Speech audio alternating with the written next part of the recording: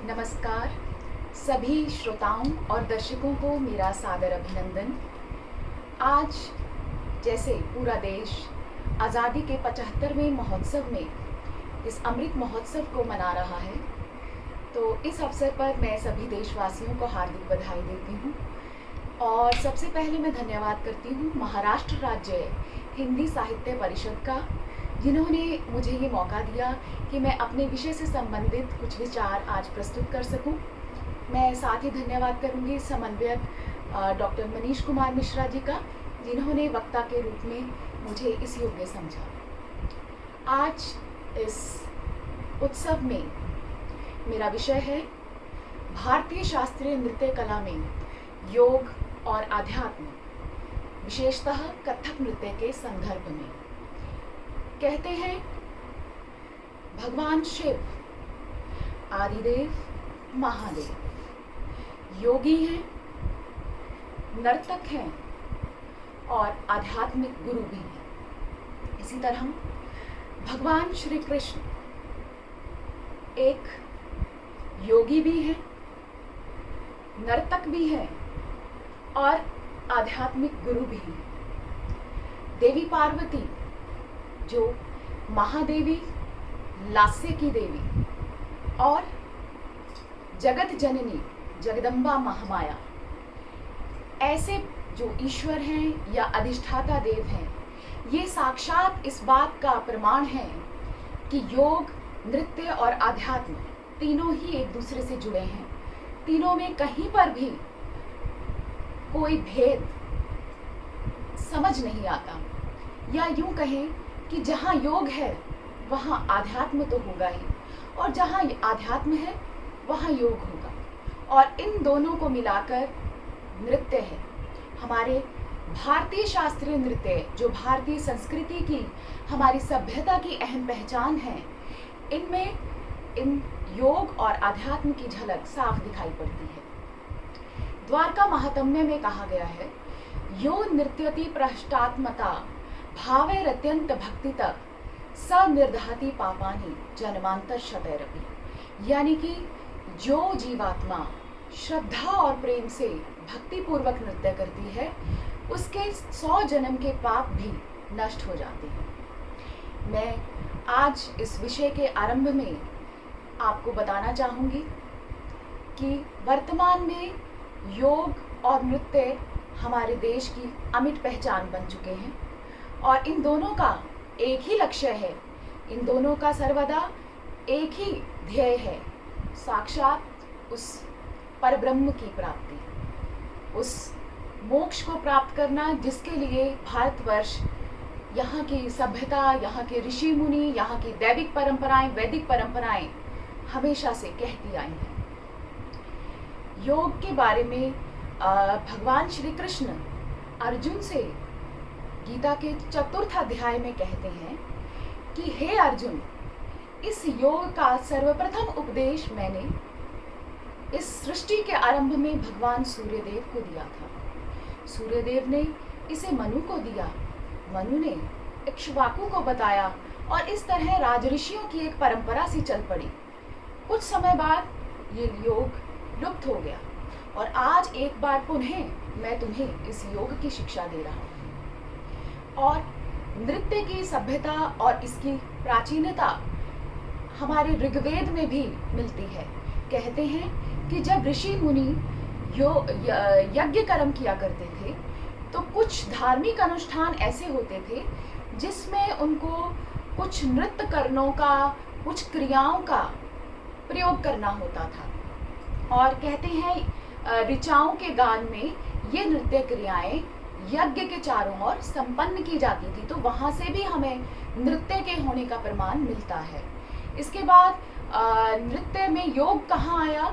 देखिए, हमारे शास्त्रीय नृत्यों की ये विशेषताएं हैं कि ये नाट्यशास्त्र पर आधारित है। सबसे पहले तो भरतनाट्यम, ओडिसी, कुचिपुड़ी, ये नृत्य शैलियाँ तो काफ़ी हद तक नाट्यशास्त्र ग्रंथ का अनुकरण करती हैं, और इसके अलावा कथक और असम का सत्रिया, और चाहे मणिपुरी नृत्य हो, वहाँ पर भी इस नाट्यशास्त्र ग्रंथ का, जो भरत मुनि द्वारा रचित है और आचार्य नंदिकेश्वर द्वारा रचित अभिनय दर्पण का अनुकरण मिलता है। इन सभी ग्रंथों में हस्त मुद्राओं की भी चर्चा होती है। सबसे पहले तो मुद्राएं हैं जो योग और नृत्य को आपस में सीधा सीधा दिखा देती हैं। देखिए, हमारी जो अराल मुद्रा है कथक की, मैं कथक के विषय में ज़्यादा चर्चा करूंगी क्योंकि मेरा विषय कथक है। तो कथक की मेन मुद्रा है अराल।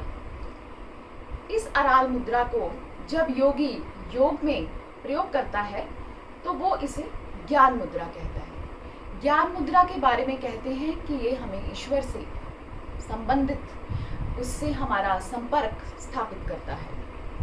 इसके अलावा हमारे हाथ की 5 उंगलियां 5 तत्वों की ओर इशारा करती हैं। इसमें सबसे ऊंची जो उंगली है वो आकाश तत्व, आकाश के बाद अनामिका ये पृथ्वी तत्व, उसके बाद ये कनिष्ठिका उंगली जो है ये इशारा करती है जल मुद्रा की ओर या वरुण मुद्रा की ओर, ये अग्नि मुद्रा, और ये हुई हमारी वायु मुद्रा।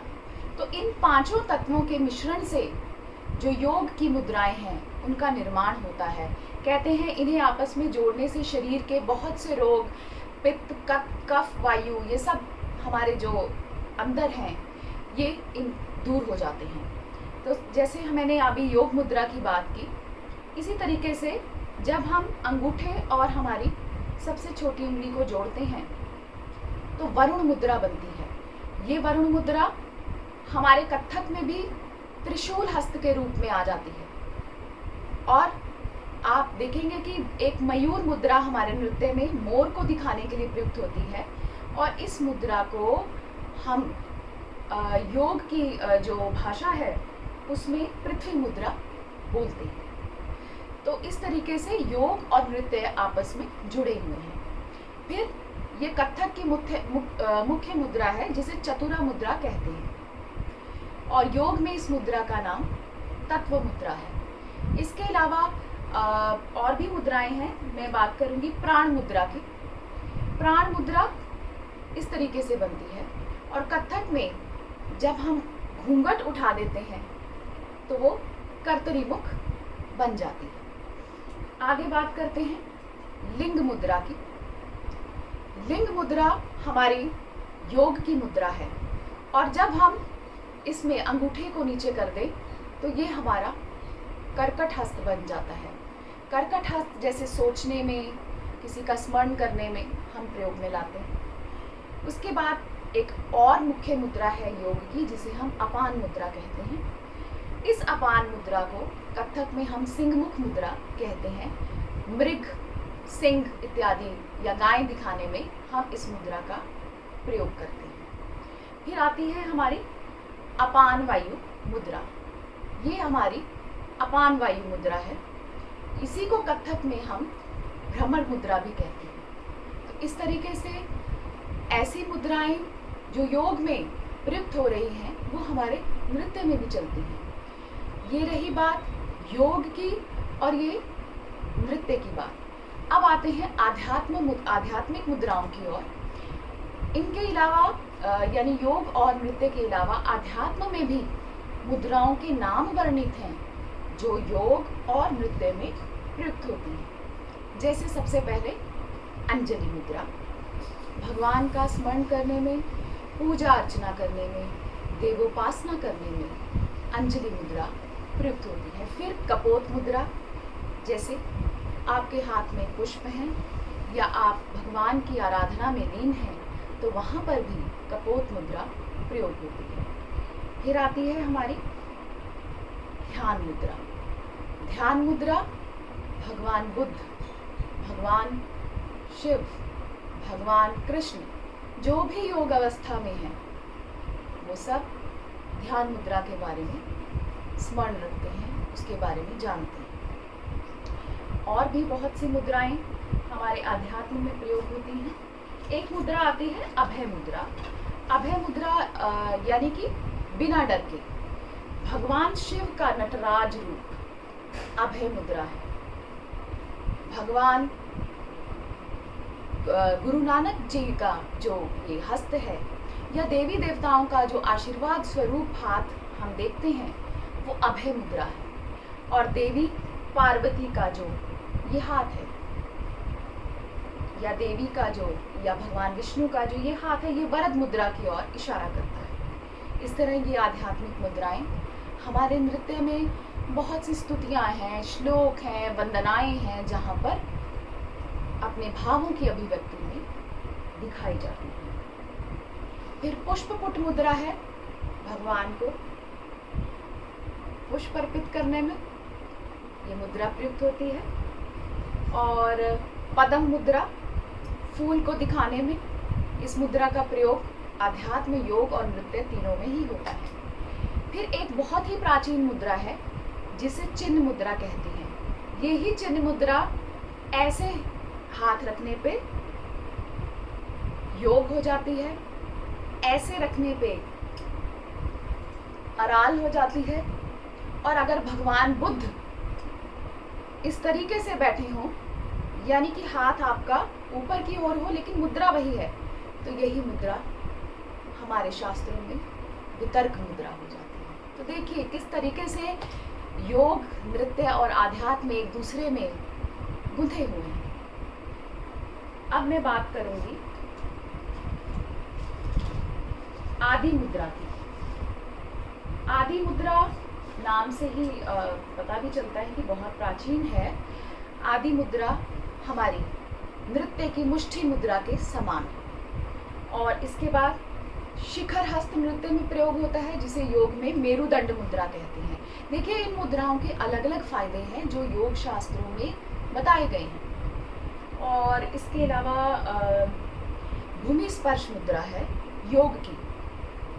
भूमि स्पर्श यानी कि हमारे कथक में या भारतीय नृत्य शैलियों में जब हम भूमि प्रणाम करते हैं वहाँ पर ही ये आ जाती है, जिसका उल्लेख हमें मिलता है। उसके बाद मुकुल मुद्रा, जैसे एक बंद फूल के समान, इस मुकुल मुद्रा का प्रयोग दोनों में होता है, योग में भी, नृत्य में भी और अध्यात्म में भी। ध्यान मुद्रा के समान एक और मुद्रा है जिसे भैरव मुद्रा कहते हैं। भैरव मुद्रा में हाथ जुड़े नहीं, मतलब अंगूठे नहीं जुड़ते, और ध्यान में अंगूठे जुड़ जाते हैं, और दोनों का प्रयोग परमात्मा से जुड़ाव के लिए होता है। उसके अलावा हमारे पास गरुड़ हस्त है और शिवलिंग हस्त है। इसके अलावा हमारा ये जो हम भाव प्रस्तुत करते हैं, जैसे कुछ दिया, पुष्प अर्पित किया, इसको हम कटका मुख मुद्रा बोलते हैं। योग में इसे कुबेर मुद्रा कहते हैं। तो ये मैंने आपको मुद्राओं के माध्यम से योग, नृत्य और आध्यात्म के संबंध को बताने की कोशिश की है। आगे चलते हैं हमारे अगले पक्ष की ओर। जैसे हम अगर भावों की बात करते हैं, देखिए मनुष्य जो है ये भावों की प्रतिमूर्ति है। हमारे मन में कोई ना कोई स्थायी भाव, कोई ना कोई सोच हमेशा चलती रहती है, जिसे आप कह सकते हैं कि हम किसी ना किसी कर्म में हमेशा लीन रहते हैं। महर्षि पतंजलि कहते हैं योगश्चित्त वृत्ति निरोध, यानी कि चित्त की वृत्तियों का निरोध करना, अपनी इच्छाओं पर नियंत्रण करने की कोशिश करना, यही योग है, जो कि मनुष्य जीवन में है तो मुश्किल, लेकिन कोशिश हमारी जारी रहनी चाहिए। अब बात करते हैं कि कथक नृत्य में वो कौन कौन से पक्ष हैं या बंदिशें हैं, ये भाव पक्ष में क्या चीज़ें हैं जिनकी प्रस्तुति में, जिनके अभ्यास में हम अपने आप को उस ईश्वर से जुड़ा महसूस करते हैं, जो इस बात का प्रमाण भी देंगी कि किस तरीके से आध्यात्म जो है हमारे नृत्य की, शास्त्रीय नृत्यों की अहम विशेषता है। देखिए सबसे पहले शुरुआत करेंगे हम श्लोक से, स्तुतियों से, वंदनाओं से, जैसे कि हम अपने नृत्य में करते हैं। सबसे पहले हम जब नृत्य आरंभ करते हैं तो मैंने पहले ही बताया, भूमि प्रणाम करते हैं, गुरु प्रणाम करते हैं और श्रोताओं को, दर्शकों को भी हम प्रणाम करते हैं। हम इस सृष्टि के पांचों तत्वों का आवाहन करते हैं कि हे पांच तत्व, इस प्रस्तुति में आप मेरा सहयोग करें। किसी भी तरीके का विघ्न मेरे इस प्रस्तुति के आरंभ में पैदा ना हो, ऐसी भावना, ऐसी शक्ति, ऐसा सामर्थ्य, ऐसी बुद्धि मुझे प्रदान करें। तो जैसे मान लीजिए हमने भगवान गणेश से आरंभ किया, अब इसमें हम स्तुतियाँ बहुत तरीके से होती हैं, बहुत से श्लोक हैं। एक उदाहरण है, ओमकाराय स्वरूपाय गजाननं सेविताय चतुर्भुज भालचंद्र श्री गणेशाय, या इसी तरीके से वक्रतुंड महाकाय सूर्यकोटि समप्रभा निर्विघ्नं कुरु मे देव सर्वकार्येषु सर्वदा सर्वकार्येषु सर्वदा। भगवान गणेश के अलावा हम भगवान विष्णु, उनकी स्तुति, उनके स्मरण में उनका आवाहन करते हुए श्लोक प्रस्तुत करते हैं या स्तुति प्रस्तुत करते हैं। जैसे शांताकारं भुजंगशयनं पद्मनाभं सुरेशं मेघवर्णं गगनसदृशं लक्ष्मीकान्तं कमलनयन। इस तरीके से विष्णु स्तुति चलती है।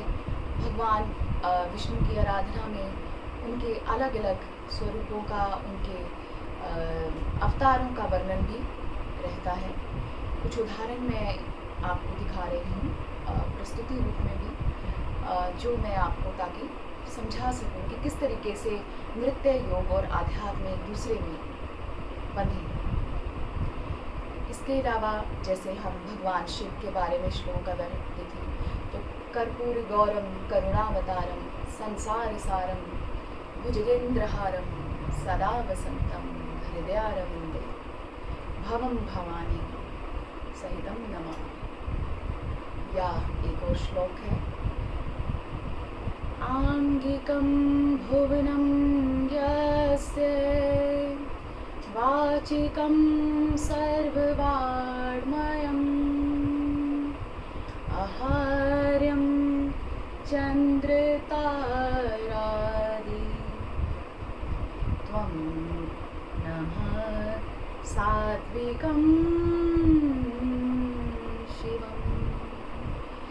यानी कि इस श्लोक का अर्थ है कि हम उस शिव को नमन करते हैं, हम उस शिव की आराधना करते हैं जो शिव अपरंपार है, जिसका ये अंग सारी पृथ्वी है,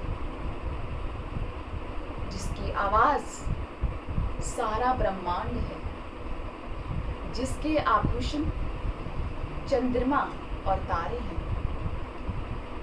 और ऐसे सात्विक शिव, ऐसे सृष्टिकर्ता सृष्टिहर्ता को हम नमन करते हैं। तो इस भाव के साथ एक नृत्य की प्रस्तुति आरंभ होती है। देवी पार्वती, देवी काली, देवी दुर्गा को समर्पित भी जो श्लोक हमें हमारे शास्त्रों में मिलते हैं, हमारे धार्मिक ग्रंथों में मिलते हैं, उन सभी पर हम भावाभिव्यक्ति करते हैं। जैसे या देवी सर्वभूतेषु शक्तिरूपेण संस्थिता नमस्तस्यै नमस्तस्यै नमस्तस्यै नमो नमः। और भगवती देवी दुर्गा के बाद अन्य देवी देवता भगवान श्री कृष्ण हैं, उनकी स्तुति भी या उनके बारे में जो श्लोक हैं प्रचलित, उन पर भी भाव प्रस्तुत किए जाते हैं। ये रही बात श्लोकों की। श्लोकों के अलावा स्तुति रूप में, यानी कि जिसे हम कह सकते हैं लिरिकल, उस अंदाज में भी शुरुआत में हम नृत्य प्रस्तुति देते हैं। जैसे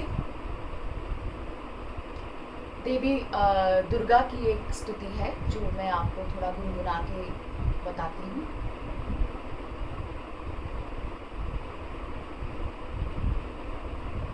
जय जय महाकाली दुर्गे भवानी, जय जय महाकाली दुर्गे भवानी, देवी महाशक्ति अम्बा भवानी, जय जय महाकाली दुर्गे भवानी, ज्वालामुखी चंडिका रौद्र रूपा, ज्वालामुखी चंडिका रौद्र रूपा, देवी महाशक्ति महामातृपाणी, जय जय महाकाली दुर्गे भवानी, जय जय महाकाली दुर्गे भवानी। इसमें देवी के सभी रूप, यानी उनकी ममतामयी मूर्त, उनका श्रृंगार, उनका रौद्र रूप, या जो उन्होंने अपने त्रिनेत्र को खोल के शत्रुओं का नाश किया, ये सभी भाव जो देवी जगदम्बा के हैं वो प्रस्तुत होते हैं। एक अन्य स्तुति जो भगवान श्री कृष्ण की, कान्हा रे नंद नंदन, कान्हा रे नंद नंदन, परम निरंजन हे दुख भंजन, कान्हा रे नंद नंदन, कान्हा रे नंद नंदन। तो इस तरीके से हमारे कथक में या अन्य शास्त्रीय नृत्य शैलियों में अलग अलग देवी देवताओं की स्तुतियाँ और श्लोक प्रस्तुत किए जाते हैं, जिसमें यौगिक आध्यात्मिक दोनों स्वरूप साक्षात दिखाई देते हैं। फिर बात करते हैं कवित्व की। भारतीय शास्त्रीय नृत्य कथक की सबसे प्रमुख विशेषता है कवित्व। भाव पक्ष में अनेक बड़ी बड़ी कहानियां या कथानकों को जयपुर घराने के विद्वानों ने, महान गुरुओं ने कवित्व के रूप में एक काव्यात्मक बंदिश के रूप में बांधा है। ऐसे बहुत से कवित्व हैं जिनमें अलग अलग लीलाएं भी मिलती हैं। जैसे अगर हम देवी कवित्व यानी दुर्गा के कवित्व की बात करें, या जिन्हें हम देवी परन भी बोल देते हैं, उसमें काव्यात्मक छंदों के रूप में उन्हें लय ताल में बांध के प्रस्तुत किया जाता है। जैसे एक प्रस्तुत है, दुर्ग दुर्गति नाशिनी दल असुर दल मल शुंभ शुंभ निशुंभ मार पछाड़ डालत तनिक में हरि भुवन त्रिभुवन जयति जय जय जयति जय जय जयति जय सुर असुर निर्भय ध्यान पतताल दे पत जय मृदंग गण तक झिण कण झिण ता दिन दिन दिन ता दिन दिन दिन ता दिन धागन धागे तिट तागन तागे तिट धा धागन धागे तिट तागन तागे तिट धा धागन धागे तिट तागन तागे तिट धा। और भगवान शिव के ऊपर भी बहुत सी रचनाएं मिलती हैं। जैसे एक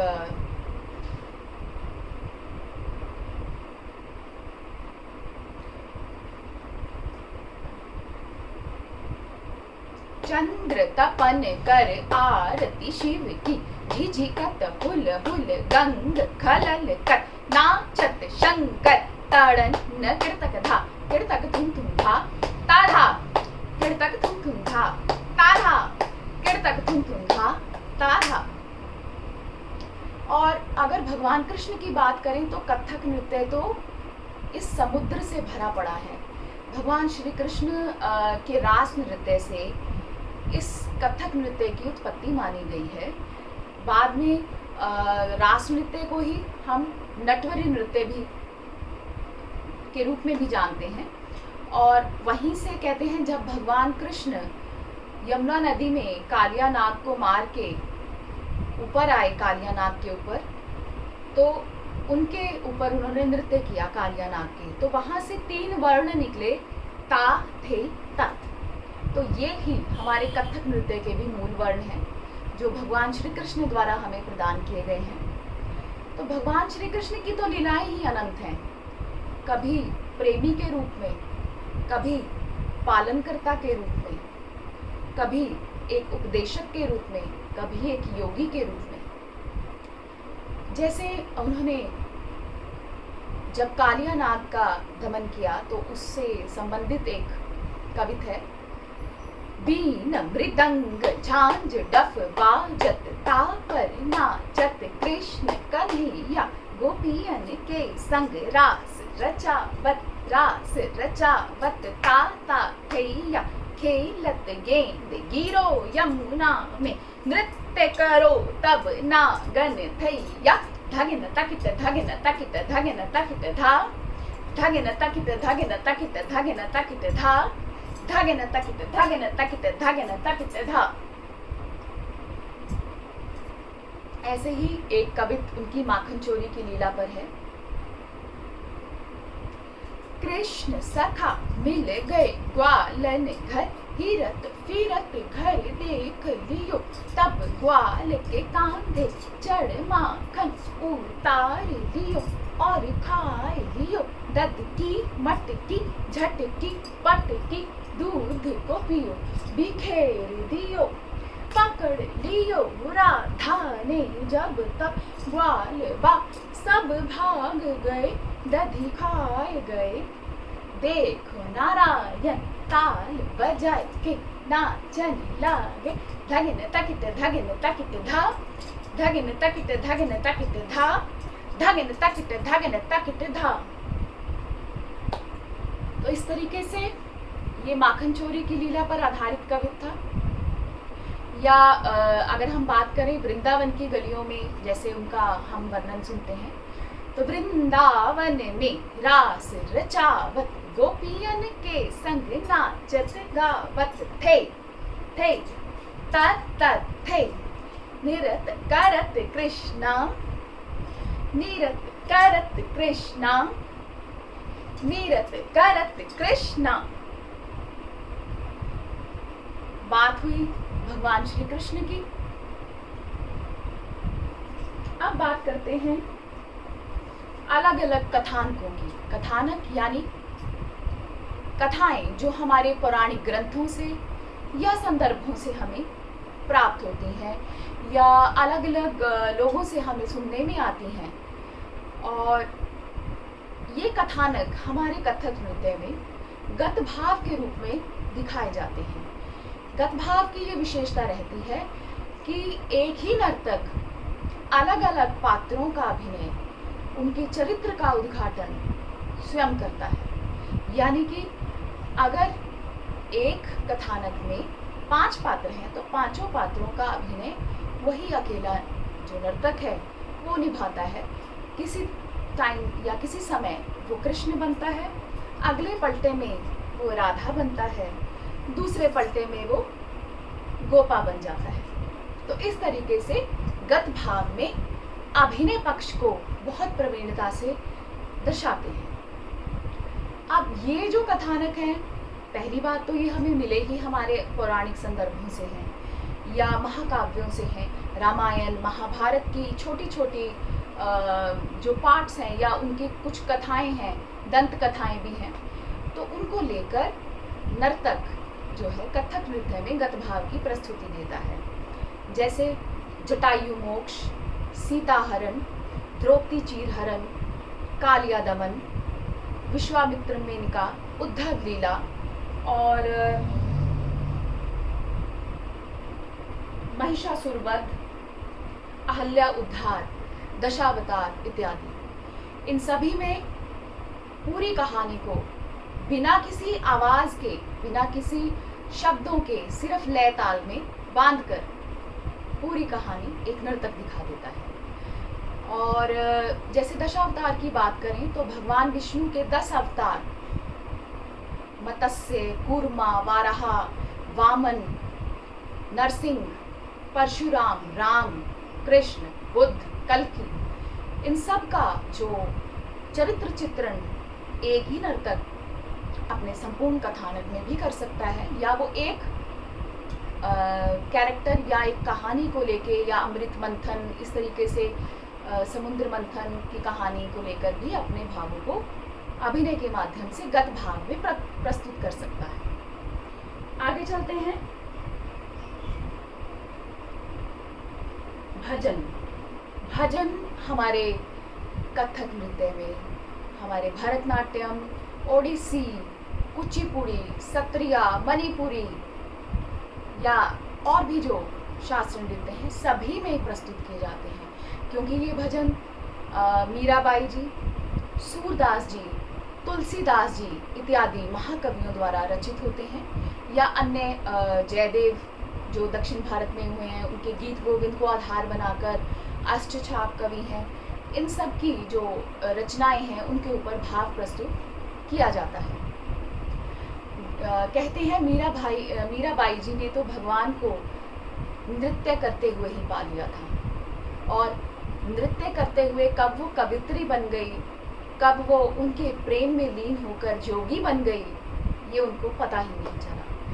उनके बहुत से लिखे हुए जो काव्यात्मक हमारे पास रचनाएं हैं, उनमें से जैसे मेरे तो गिरधर गोपाल, मेरे तो गिरधर गोपाल, दूसरों ना कोई, जाके सिर मोर मुकुट, जाके सिर मोर मुकुट, मेरो पति सोई। इसके अलावा जैसे एक और भजन है सूरदास जी का, मैया मोरी मैं नहीं माखन खायो, मैया मोरी मैं नहीं माखन खायो, सुन मैया मोरी मैं कब माखन खायो। या तुलसीदास जी की रचनाएं हैं, ठुमक चलत रामचंद्र, ठुमक चलत रामचंद्र, बाजत पैजनिया, ठुमक चलत रामचंद्र, तिलक तिलक उठत धाय, गिरत भूमि लट पटाय, धाय मात गोद लेत, धाय मात गोद लेत, दशरथ की रनिया, ठुमक चलत रामचंद्र, ठुमक चलत रामचंद्र। या भगवान राम की एक आरती है जो बहुत फेमस है, श्री रामचंद्र कृपालु भज मन हरण भव भय दारुणम्। श्री रामचंद्र कृपालु भज मन हरण भव भय दारुणम्। नव कंज लोचन कंज मुख कर कंज पद कंजारुणम्। श्री राम श्री राम श्री राम श्री राम। इस तरीके से हमारे शास्त्रीय नृत्यों में श्लोक, स्तुतियाँ, वंदनाएं, भजन, अलग अलग कथानक इस बात का प्रमाण देते हैं, इस बात की पुष्टि करते हैं कि हमारे शास्त्रीय नृत्यों में योग और आध्यात्म दोनों का संगम है। वास्तव में ये तीनों एक दूसरे से अलग हो ही नहीं सकते, क्योंकि कहते हैं कि हम मनुष्य भी उस ईश्वर के, इस रंगमंच के एक नर्तक ही तो हैं। हमारी गाड़ी, हमारे जीवन को चलाने वाला वो ईश्वर है, और उसकी इस चाल में, उसकी इस लहर में हम चलते रहते हैं। और ये चलायमान होना, ये गति, ये लहरें, ये सब नृत्य ही तो हैं। तभी तो कहा गया है नृत्यमयम जगतः, क्योंकि आज भी संध्या काल में भगवान शिव कैलाश पर्वत पर अपनी मस्ती में झूमकर नाचते हैं, और उनके इस नर्तन में सभी उनका सहयोग करते हैं। देवी पार्वती, नंदी, भृंगी, मादल, जितने भी उनके कैलाश पर्वत पर जीव हैं, वो सभी मस्ती में झूमकर नाचते हैं। और देवी सरस्वती वहाँ वीणा बजाती हैं, अप्सराएं नृत्य करती हैं, देवता पुष्प बरसाते हैं। तो इस मौज में, इस नृत्य की मस्ती में जब भगवान हैं, तो हम उनसे भी यही आराधना करते हैं कि वो भी हमें नृत्य में रखें और अपना आशीर्वाद हमें दें। नृत्य की उत्पत्ति तांडव और लास्य से ही है। जैसे मैंने शुरुआत में बताया था कि भगवान शिव जो है, उनकी नटराज जो स्वरूप है वो हमारे बीच में आज विद्यमान है। उनके 108 नृत्यकरण या 108 जो उनकी आंगिक मुद्राएं हैं, उनका अनुकरण तो भरतनाट्यम और ओडिसी नृत्य साक्षात रूप में करती हैं। कहते हैं कि भगवान शिव ने जब नृत्य किया था, तो बात याद आती है कि उनके इस नृत्य को देख के देवी पार्वती ने भी अपने सुकोमल अंगारों से युक्त नृत्य किया था, जो लास्य नृत्य कहलाया था।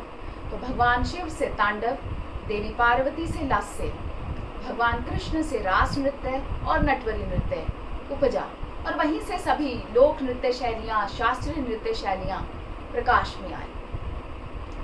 इस तरीके से भारतीय शास्त्रीय नृत्य शैलियों की विरासत समृद्ध है, और भारतीय नृत्य शैलियाँ अपने आप में हमारे भारत के देश की एक अमिट पहचान है। नृत्य, योग और आध्यात्म ऐसे विषय हैं जो भारत की असीम विरासत हैं, और मैं सभी से ये आग्रह करूँगी कि वे इनमें से नृत्य या योग में से किसी भी एक को अपने जीवन में ज़रूर उतारें, ताकि हमारी ये जो विरासत है, या जो हमारे शारीरिक रूप से, हमारे मानसिक रूप से, हमारे स्वास्थ्य के लिए भी बहुत बहुत उपयोगी है। अंत में मैं आप सभी का धन्यवाद करती हूँ कि आपने मेरे इस व्याख्यान को सुना, और साथ ही मैं एक बार पुनः धन्यवाद करती हूँ महाराष्ट्र राज्य सरकार और हिंदी साहित्य परिषद का, और संयोजक समन्वयक डॉक्टर मनीष कुमार मिश्रा जी का, जिन्होंने मुझे ये मंच प्रदान किया। धन्यवाद। आप सभी को एक बार फिर से आज़ादी के 75वें अमृत महोत्सव की बधाई।